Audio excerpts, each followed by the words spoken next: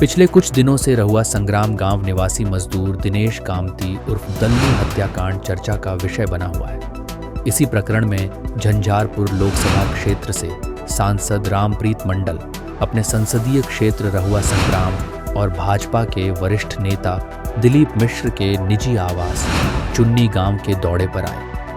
रहुआ संग्राम गांव में उन्होंने मृतक के आश्रितों को अपने निजी कोष से 11,000 की आर्थिक सहायता भी प्रदान की।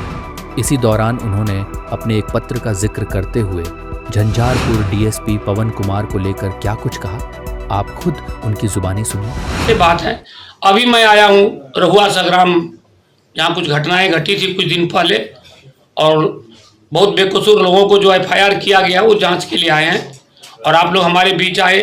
अभी हम हमारे वरिष्ठ नेता बीजेपी के दिलीप मिश्रा जी के घर पर आए। सर, रहुआ प्रकरण में ही एक बात अभी आपसे जाननी है।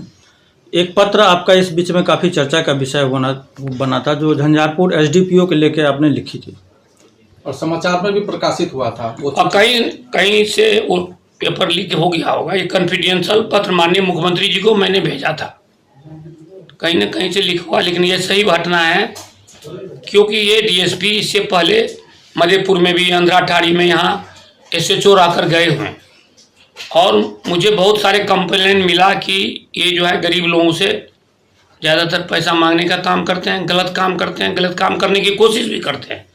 दोनों साइड से एफआईआर कराते हैं और 16 भी कराते हैं। तो इसलिए हमने माननीय जो हमारे गार्जियन है माननीय मुख्यमंत्री जी को मैंने लिखा कि इसकी जांच करके इसका जो निर्णय हो, ताकि हमारा जनता देवतुल जनता तो अभी 4 महीना पहले एंटी इनकम्बेंसी में मुझे जिताया, उनके पक्ष में बातों को रखा गया है और हमारे विद्वान जो ये हैं डीजीपी साहब हैं वो जांच कर दिए हैं, वो भी खबर आ गया है, जांच हो रही है।